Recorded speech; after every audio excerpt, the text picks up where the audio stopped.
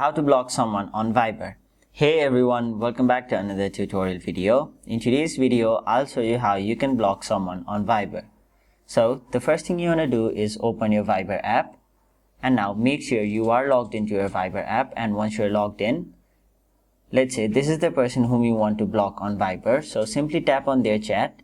Now once you're on the chat, simply swipe to the left and then this type of page will appear. So you'll have to tap on the three dots on the top right corner of your screen.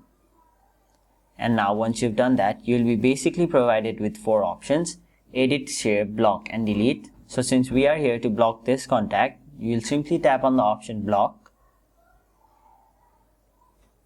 And there you have it. You have successfully blocked this contact on Viber. And now if you want to unblock this person, simply enter their phone number or go to their chat and then swipe to the left again. After that, tap on the three dots again, and there instead of the option block, you will be shown with the option unblock. So that is basically how you block or unblock someone on Viber. That is it for this video. Hope this video was helpful to you guys, and if it was, make sure you like this video and subscribe to our channel so that you don't miss out on further videos such as these.